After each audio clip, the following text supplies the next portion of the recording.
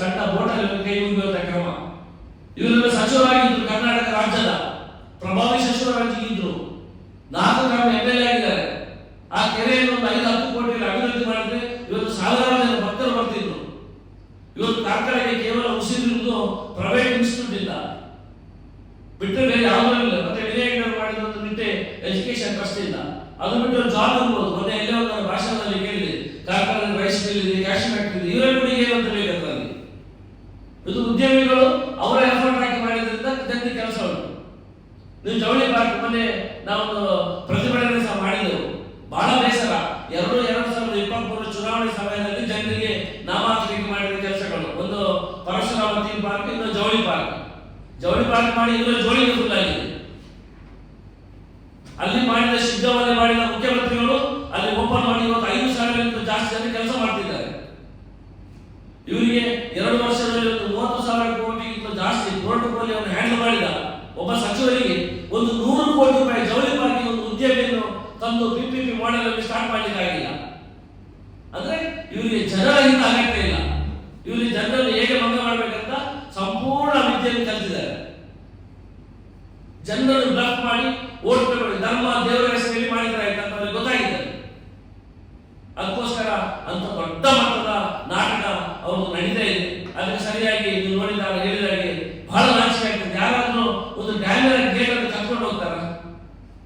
ಒಂದು ದೇವಸ್ಥಾನ ಜಾತ್ರೆಯಲ್ಲಿ ಬಂದು ರಾತ್ರಿ 12 ಗಂಟೆ ಬಂದು ಯಾರ ಒಂದು ಧಾರ್ಮಿಕ ಮುಖಂಡರ ಮೇಲೆ ಕೈ ಹಾಕ್ತಾರ? ಇನ್ನೊಂದು ಡ್ಯಾಮ್ ಮೊನ್ನೆ ಹೇಳಿದಾಗ ನಾವು ಮೊನ್ನೆಯಲ್ಲಿ ಕರೆಂಟ್ ಫೀಸ್ ತಗೊಂಡು ಇರ್ಲಿ ಮತ್ತೆ ಮಾತಾಡಿದ್ರು, ನಾವು ನಮ್ಮ ಕರ್ತವ್ಯ ಮಾಡಿ ಕರೆಂಟ್ ಕೊಟ್ಟರು. ಕರೆಂಟ್ ಕೊಟ್ಟ ನಂತರ ಊರಿನಲ್ಲಿ ಒಂದು 10 ಮನೆಗೆ ಒಂದು ಮೈಕ್ ಹೇಳಿದ್ರು, ಅವರಿಗೆ ನೀವೇ ಬರ್ತಾ ಉಂಟಲ್ಲ ನೀರು ನೋಡಿ, ಉದ್ದೇಶಕ್ಕೆ ಇಲ್ಲೇ ಹೇಳಿದ್ದಾರೆ, ತಪ್ಪು ಹೇಳಿದ್ದಾರೆ ಅಂತ. ಅದು 140 ಕೋಟಿ ಡ್ಯಾಮ್ ಸರ್. ಅದು 5-10 ಕೋಟಿ ಡ್ಯಾಮ್ ಅಲ್ಲ, ವೆಂಟೆ ಡ್ಯಾಮ್. 5-10 ಕೋಟಿ ವೆಂಟೆ ಡ್ಯಾಮ್ ಕಟ್ಟೆಯಲ್ಲಿ 100 ಜನರಿಗೆ ನೀರು ರೂಪಾಯಿ ಆಗ್ತಾ ಉಂಟು. ನೀವೆಲ್ಲ ಮೀಡಿಯಾದವರು ಬರ್ಬೇಕು ಸರ್, ನಿಮ್ಮನ್ನು ಕರ್ಕೊಂಡು ಹೋಗ್ತೇನೆ. ಅದ್ರಲ್ಲಿ ಎಲ್ಲಿ ಗುಡ್ಡೆಗೆ ನೀರು ಹೋಗ್ತಾ ಉಂಟು, ಎಷ್ಟು ಗಂಟೆಗೆ ನೀರು ಹೋಗ್ತಾ ಉಂಟು ಅಂತ ನಾವು ಮಾಡುವ ಮೊದಲು ಅವರ ಕಾಲದ ನೀರಿಲ್ಲ. ಮತ್ತೆಲ್ಲ ಹೇಳಿದ್ದೇವೆ ಸರ್, ಅಲ್ಲಿ ಮಾಡಬೇಡಿ, 1 ಕಿಲೋಮೀಟರ್ ಕೆಳಗೆ ಮಾಡಿ, ವರ್ಷ ಇಡೀ ನೀರು ಕೊಡ್ಬೋದು. ಮತ್ತೆ ಎಲ್ಲೊಳ್ಳೆ ಪೇಟೆಯಲ್ಲಿ ಇರಬೇಡಿ ಆ ಕರೆಂಟ್ ವಿಷಯವನ್ನು, ಅದನ್ನು ಕೆಳಗೆ ಮಾಡಿ. ಇಲ್ಲಿ 2 ಸೈಡ್ ನಾವು ದಂಡೆ ಕಟ್ಟಿ ಒಂದು ಬೋಟಿಂಗ್ ಎಲ್ಲ ಶುರು ಮಾಡಿದ್ರೆ ಕಾರ್ಕಳದಲ್ಲೇ ಅಂತ ಬ್ಯೂಟಿಫುಲ್ ಜಾಗ ಇಲ್ಲ.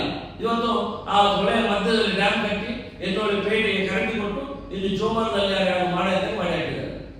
ಇದನ್ನು ಹೇಳಿದ ಕೂಡ ಅವರ ಕೆಲವು ಜನ ಹೇಳಿದ್ದಾರೆ, ಅವರ ಕಟ್ಲಾಗಳು ಹೋಗಿ ಮೈಕ್ ಜನರ ಕೇಳಿಸೋದು, ಇಲ್ಲಿ ನೀರು ಬರ್ತಾ ಇದೆ, ಅವರ ಮನೆ ಹತ್ರ ನೀರು ಬರ್ತಾ ಬರೋದಿಲ್ಲ ಅಂತ ಹೇಳ್ತಾರ. ನನ್ನ ಮನೆಯಲ್ಲಿ ನಾವು ಹೇಳುದು ಆ 100 ಜನಕ್ಕೆ ಅಲ್ಲ, ಆ 140 ಕೋಟಿ ಮಾಡಿದ್ರಲ್ಲಿ ಅಟ್ಲೀಸ್ಟ್ 1,000 ಜನಕ್ಕೆ ಅದು ಉಪಯೋಗ ಆಗಬೇಕು. ಅದರ ಉದ್ದೇಶ ನೋಡಿ, ನೀವು ಬಂದು ನೋಡಿ, ನಾನು ತೋರಿಸ್ತೇನೆ. ನಂಗೇನು ಅವರದ್ದು ಮಾತಾಡಬೇಕು ಅಥವಾ ಇನ್ನೊಬ್ಬರೊಳಗೆ ಹೇಳಬೇಕಾದ್ರೆ ನಮ್ಮ ಒಂದು ಚರಿತ್ರೆಯಲ್ಲ, ನಮ್ಮ ಹೇಳುವುದಲ್ಲ. ಹಾಗೆ ಹೇಳಿ ಬಂದ್ರೆ ನಮ್ಮ ವೀರಪ್ಪ ಮೊಯ್ಲಿಯವರು, ಗೋಪಾಲ ಭಂಡಾರಿಯವರು ಮಾಡಿದ ಕೆಲಸ 1% ಕೆಲಸ ಮಾಡಿದ್ರೆ ಸಾಕು. ಇವತ್ತು ಅವರ ಬಾಯಲ್ಲಿ ಬರ್ತುಂಟು, ದೇವರು ನಡೆಸಿ, ನಂಗೆ ಅಲ್ಲೊಂದು ಸಂತೋಷ. ನಾವು ಹೇಳಿ ಇವತ್ತು ಅವರ ಮನೆ ನಾಯಕರ ಅಧ್ಯಕ್ಷರ ಬಂದು ಹೇಳ್ತಿದ್ದಾರೆ ಒಳ್ಳೆ ಕೆಲಸ ಮಾಡಿದಾರಪ್ಪ ಅಂತ. ಆವತ್ತು ನವೋದಯ ಶಾಲೆ ಬಂದಿದ್ದಾರೆ ನಮ್ಮ ಕಾರ್ಕಳಕ್ಕೆ. ಆವತ್ತು ಕಾರ್ಕಳಕ್ಕೆ MPM ಕಾಲೇಜ್ ಬಂದಿದೆ. ಆವತ್ತು ಇಡೀ ಎಲ್ಲ ಕಾರ್ಕಳ ಗ್ರಾಮದಲ್ಲಿ ಹೈಸ್ಕೂಲ್ ಇದೆ. ಇವರು ಬಂದ ಮೇಲೆ ಏನು ಸಾಧನೆ ಮಾಡಿದ್ರಂತ ಒಂದು ಕೆಲಸವನ್ನು ಹೇಳಿ. ಕೇವಲ ರಸ್ತೆ ಅಗಲ ಮಾಡಲಿಕ್ಕೆ ಒಬ್ಬ MLA ಆಗಲ್ಲ, ಅದು ಪ್ರೊಸೆಸ್. ಕಾಪು ಕ್ಷೇತ್ರದಲ್ಲಿ ಆಗಿದೆ, ಉಡುಪಿ ಕ್ಷೇತ್ರದಲ್ಲಿ 106 ರೋಡ್ ಆಗಿದೆ, ಕುಂದಾಪುರದಲ್ಲಿ ಆಗಿದೆ, ಬೈಂದೂರಲ್ಲಿ ಆಗಿದೆ, ಬಂಡವಾಳದಲ್ಲಿ ಆಗಿದೆ, ಮೂಡುಬಿದ್ರಲ್ಲಿ ಆಗಿದೆ. ಏನು ವಿಚಿತ್ರ ಏನಿದೆ ಅದರಲ್ಲಿ? ಇಡೀ ಜಾತಿ ವ್ಯವಸ್ಥೆಯಲ್ಲಿ ತಂದು ಇಡೀ ದಕ್ಷಿಣ ಕನ್ನಡ ಉಡುಪಿಯ ಒಂದು ಸೌಹಾರ್ದತೆಯನ್ನು ಹಾಳು ಮಾಡಿದ ಯಾರು ಒಂದು ಶಾಸಕರು ಸುನಿಲ್ ಕುಮಾರ್. ಯಾವ ನಾವೆಲ್ಲ ಇವತ್ತಲ್ಲ ಪಕ್ಷ 30-32 ದುಡ್ಕೊಂಡು ಬಂದವರು. ಇವತ್ತು ಜಾತಿ ಆಗ್ತಿದೆ ತಂದು ಕೇವಲ ಚುನಾವಣೆ ಮಾತ್ರ, ಮತ್ತೆ ಮಕ್ಕಳ ಬದುಕಲ್ಲಿ ಹೋಗಿಲ್ಲ. ಆಯ್ತು, ಒಂದು 100 ಜನ ಹುಡುಗರನ್ನು ಸುನಿಲ್ ಕುಮಾರ್ ಬದುಕು ಕೊಟ್ಟಿದ್ದಾರೆ ಅಂತ ಹೇಳಿ ಕಾರ್ಕಳದಲ್ಲಿ. ಇಂಥ ಬೇಕಾದಷ್ಟು ವಿಚಾರಗಳಿವೆ. ನಮ್ಮ ಉದ್ದೇಶ ಒಂದೇ, ಅವರೊಂದು ಅಭಿವೃದ್ಧಿ ಅಡ್ಡಕಾಲ ಹಾಕದಿದ್ರೆ ಇನ್ನು ನಮ್ಮ ಈಗ ಇರುವ ಸರ್ಕಾರದಲ್ಲಿ ಇರ್ಬೋದು, ಮುಂದೆ ಬರುವ ಸರ್ಕಾರದಲ್ಲಿ ಇರ್ಬೋದು, ಕಾರ್ಕಳದ ಅಭಿವೃದ್ಧಿ ಅಂದ್ರೆ ಕೇವಲ ರಸ್ತೆ ಮತ್ತೆ ಸೇತುವೆ ಮಾತ್ರ ಅಲ್ಲ, ಜನರ ಬದುಕಿಗೆ, ಜನರಿಗೆ ಒಂದು ಕೆಲಸ ಬೇಕು. ನಿಮ್ಗೆ ಗೊತ್ತಿದೆ, ಇವತ್ತು ನಮ್ಮ ಗೇರು ಬೀಜ ಫ್ಯಾಕ್ಟರಿಯ ಎಲ್ಲ ಫ್ಯಾಕ್ಟರಿಗಳು ಲಾಸ್ಗೆ ಹೋಗ್ತವೆ. ತುಂಬಾ ರಿಸೆಷನ್ ಇದೆ ಕೆಲವು ನೀತಿಯಿಂದಾಗಿ. ಹಾಗಾಗಿ ಹೆಚ್ಚಿನ ಜನ ಕೆಲಸ ಮಾಡ್ತಾರೆ ಕ್ಯಾಶ್ ಫ್ಯಾಕ್ಟರಿ, ಅದು ಫುಲ್ ಬಂದಾಗ್ತದೆ. ಅವರಿಗೆ ಏನೋ ಆಲ್ಟರ್ನೇಟ್ ಜಾಬ್ ಕೆಲಸ, ಈ ಜಾಬ್ ಕೊಡೋ ಕೆಲಸ ಆಗಬೇಕು. ನಮ್ಮ ಯುವಕರಿಗೆ ಇವತ್ತು ಕಾರ್ಕಳಕ್ಕೆ ಸುಮಾರು 15-20 ಸಾವಿರ ಮಕ್ಕಳು ಹೊರ ಜಿಲ್ಲೆಯಿಂದ ಕೇವಲ PUC ಕಲೀಲಿಕ್ಕೆ ಬರ್ತಾ ಇದ್ದಾರೆ. ಇಲ್ಲಿ ವಿದ್ಯಾಭ್ಯಾಸ ಒಳ್ಳೆದು ಉಂಟಂತ. ಹೊರ ಬಂದ ಮೇಲೆ ಅವರು ಸೀದಾ ಮತ್ತೆ ಕಾಕಾಳಲ್ಲ ಅವನು ಉಡುಪಿ ಬಿಟ್ಟೇ ಹೋಗ್ಬೇಕು. ಒಂದು IT ಪಾರ್ಕ್ ನಾಳೆ ನಾವು ಎಲ್ಲ ದೇವರ ಹತ್ರ ಕೈ ಮುಗಿದು ನಾಳೆ ಒಂದು ಕೋರ್ಟಿಂದ ಡೈರೆಕ್ಷನ್ ಕೊಟ್ಟು ಸಮಿತಿ ಮಾಡಿ ಇದನ್ನು ಪುನಃ ಪ್ರಾರಂಭಿಸುವ ಹಾಗೆ ಅವರು ನನಗೆ ಒಂದು ಅನುಮತಿಯನ್ನು ನೀಡಿ ಅಂತ ನಾನು ಭಗವಂತನಲ್ಲಿ ಪ್ರಾರ್ಥಿಸುತ್ತಿದ್ದೇನೆ. ಯಾಕಂದ್ರೆ ಈಗಾಗಲೇ ಅಲ್ಲಿ ಅರ್ಧ ಯಾವುದು ಸೊಂಟಗಿಂತ ಮೇಲೆ ಮೂರ್ತಿ ಇಲ್ಲ, ಕೇವಲ ಆ ಮೂರ್ತಿ ಇದೆ. ಅದನ್ನು ಸಹ ಪೊಲೀಸ್ ಇಲಾಖೆಯಿಂದ ಬೇರೆ ಬೇರೆ DC ಅಂತ ಹೇಳಿ ಅಲ್ಲಿಂದ ತೆಗೆಸುವ ಹುನ್ನಾರವನ್ನು ಮಾಡ್ತಿದ್ದಾರೆ. ಅದಕ್ಕೆ ಬಹಳ DC ಬಳಿ ಸ್ಪಷ್ಟವಾಗಿ ನಮ್ಮಲ್ಲಿ ಒಂದು ಸಂಘಟನೆ ಪತ್ರ ಬರ್ತಿದ್ದಾರೆ, ನೀವು ತೆಗೆಯುವುದಾದ್ರೆ ಅಕೌಂಟಬಿಲಿಟಿ ಹೇಗೆ ಮಾಡ್ತೀರಾ? ಈಗ ಮೊನ್ನೆ ಅರ್ಧ ತಗೊಂಡು ಹೋಗಿದ್ರಿ ಹುಷಾರು ಮಾಡಿ, ಪುನಃ ಅರ್ಧ ತೆಗೆದ್ರು ನಿಮ್ಮ ಇನ್ನೊಂದು ಮೂರ್ತಿ ಮಾಡಲಿಕ್ಕೆ ಉಪಯೋಗ ಇಲ್ಲ.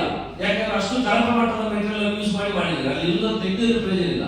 ನೀವು ಹೊಸ ಟೆಂಡರ್ ಬೇಕು, ಹೊಸ ಯಾಕೆ ಮಾಡಲಿಕ್ಕೆ ಬರ್ತಾರೆ, ಅವರು ಬರುವಾಗ ಅವರು ತೆಗೆದು ಬದಿಗಿಟ್ಟು ಹೊಸ ಮೂರ್ತಿಯನ್ನು ಪ್ರಾರಂಭಿಸಬೇಕು. ಇಂಥ ಒಂದು ಪತ್ರವನ್ನು ಅಲ್ಲಿಯ ಸ್ಥಳೀಯ ಸಂಘಟನೆಯ ಪ್ರಧಾನ ಬಂದು ಕೇಳಿದ್ರು. ಆಗ ನಾನು ಸ್ಪಷ್ಟ ಮಾಹಿತಿ ಕೊಟ್ಟೆ, ಅದನ್ನು ತೆಗೆದು ತಗೊಂಡೋಗಿ ಕೆಳಗಿಸಿ ನಾಟಕ ಯಾವ ನಾಟಕ ನಡೆಯಿಲ್ಲ, ಯಾಕಂದ್ರೆ ಅದು ಕಳಪೆ ಆಗಿ ಹೋಗಿದೆ. ಅದನ್ನು ಏನಿದ್ರು ತೆಗೆದು ಬದಿಗೆ ಇಡಬೇಕಷ್ಟೇ. ತೆಗೆದಿಟ್ಟು ಹೊಸ ಇಡಬೇಕಾದ್ರೆ ಅಕೌಂಟೇಬಲ್ ಇಡಬೇಕಲ್ಲ, ಯಾರು ತೆಗೆದು ಯಾರು ದುಡ್ಡು ಕೊಡುದು ಯಾರು ಮಾಡುದು ಅಂತ. ಅದಕ್ಕೆ ಕೋರ್ಟಿಂದ ಸ್ಪಷ್ಟವಾದ ನಿರ್ದೇಶನ ಕೂಡಲೇ ಸಿಗುವ ಒಂದು ಅಂದಾಜಿದೆ. ಅದು ಆದಷ್ಟು ಬೇಗ ಸಿಗ್ತದೆ ಅಂತ ನನ್ನ ಧೈರ್ಯ ಇದೆ. ಅದರ ಜೊತೆಗೆ ನಿಮಗೆಲ್ಲ ಗೊತ್ತಿದ್ದಾಗೆ ಕಾರ್ಕಳದ ಮಸ್ತಕಾಭಿಷೇಕ ಇದೆ. ಮಸ್ತಕಾಭಿಷೇಕ ಇದೇ ನಮ್ಮ